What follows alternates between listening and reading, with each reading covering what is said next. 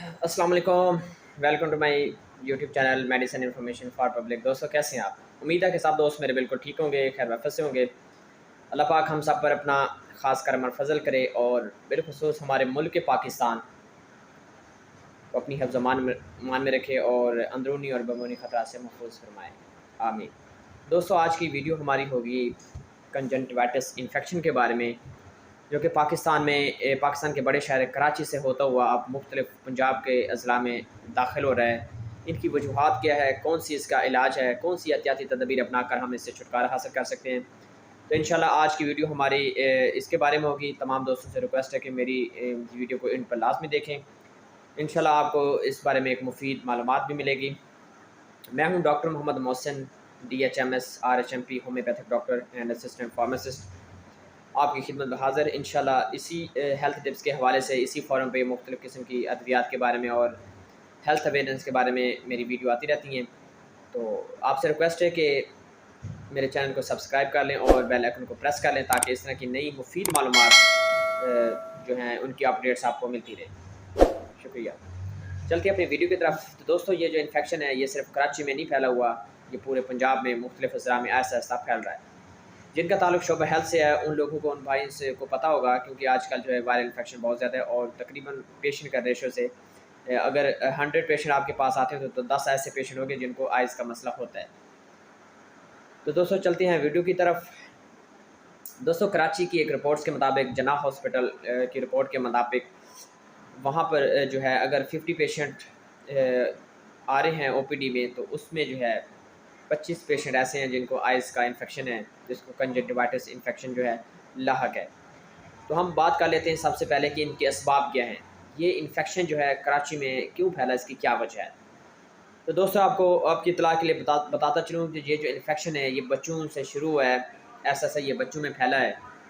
बच्चों की फैलने की वजूहत क्योंकि उनका इम्यून सिस्टम कम होना, इम्यून सिस्टम लेवल का कम होना, विटामिन C और D की कमी होना, और ऊपर से जो है रेनी डेज़, बारिशों का सिलसिला, इस हवाले से बच्चों को भी वायरल इन्फेक्शन से, हवा में इन्फेक्शन जो है जब फैला होता है तो बच्चों को ये बहुत ज़्यादा मुतासिर करता है। उसके साथ अगर किसी एक बच्चे को ये इन्फेक्शन है तो ऐसा सा जो है वो दूसरे बच्चों को ये मुंतकिल हो जाता है। ये इसका ट्रांसफ़र का कम्युनिकेबल डिजीज़ आप लोग कह सकते हैं।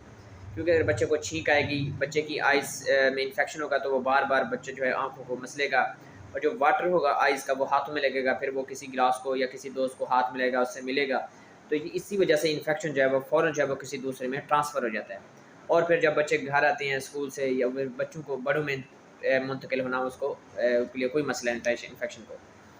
तो ये असबाब हो गया, ये बच्चों से शुरू होता है। उसके अलावा जो है वो आप कह लें कि बैक्टीरियल इन्फेक्शन से भी होता है। हवा में इन्फेक्शन ज़्यादा तो आइज़ को वो डिस्टर्ब करता है ऑब्वियसली, तो इस वजह से बच्चों से बड़ों को ट्रांसफ़र होता रहता है। ये इनकी रीज़न होती है इन्फेक्शन की।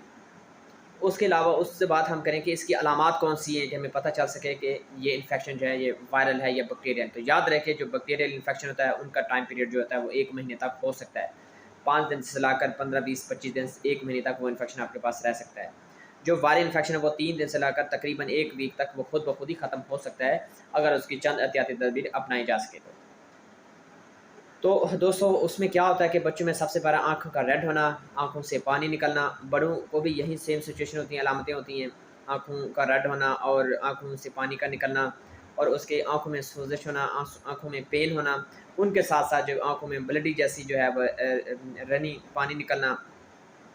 तो इन चीज़ों से जो है वो जो है वो पता चलाया जा सकता है कि ये इन अलामतें जो हैं ये वायरल इन्फेक्शन की हैं, जिसको हम कंट्रोल करने की कोशिश करते हैं। ये कि इनकी अलामत हैं।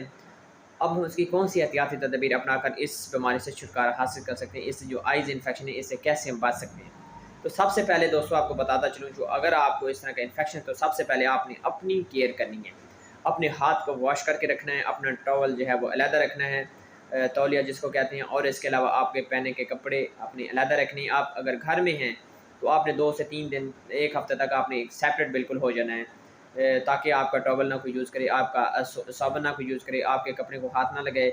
अगर आप जहाँ पर आपका बेडरूम है वहाँ पर आपको जिसको कहते हैं कि सोने का जो बिस्तर है उनको भी आपने सेपरेट करना है, ताकि कोई दूसरे को ये इन्फेक्शन जो है वो ट्रांसफ़र ना हो। ये बात ये है एहतियाती तदबीर करनी। और ख़वातीन हमारी जो हैं हमारी माएँ बहनें अगर वो कॉन्टैक्ट लेंस आइज़ में इस्तेमाल करती है, जिसको हम कहते हैं कॉस्मेटिकली आइटम है ये कॉन्टैक्ट लेंस, तो उसको जो है उसका इस्तेमाल जो वो हमें तर्क करना होगा, उसका इस्तेमाल तर्क कर देना है। उसके अलावा तीसरी जो एहतियाती तदबीर करनी है आपने कि ओवर क्राउडेड जहाँ पर बहुत ज़्यादा मजमा हो, लोग हो, वहाँ पर जाने से आपने गुरेज़ करना है, क्योंकि ये ज़्यादातर ओवर क्राउडेड लोगों में मजमे में कोई भी अगर इन्फेक्शन वहाँ पर एक बंदे को है तो वो फ़ौरन ही साथ वाले को जो है वो इफ़ेक्ट करना शुरू कर सकता है। ये एहतियाती तदबीर है। अगर हम बताते हैं इसका इलाज क्या है, भई हम इससे कौन सी ट्रीटमेंट करके इससे बच सकते हैं। एक रिपोर्ट्स के मुताबिक आपको कह लें कि जिनको ये इन्फेक्शन है, सबसे पहले जो उसने क्या करना है वो बर्फ़ की टकोर भी आइज़ पे कर सकते हैं। बर्फ़ की छोटी सी पीस लेके आप आँख के ऊपर रख सकते हैं, या आप नॉर्मल ठंडे पानी से जो अपनी आँखों को बार-बार वॉश कर सकते हैं। मलना नहीं है आँख को। अगर किसी किस्म पानी निकला तो टिश्यू यूज़ कर सकते हैं आप अच्छे वाला, और टिश्यू को एक ही मरतबा यूज़ करें और फ़ौरन उसको सेपरेट जो है वो डिस्कार्ड कर दें।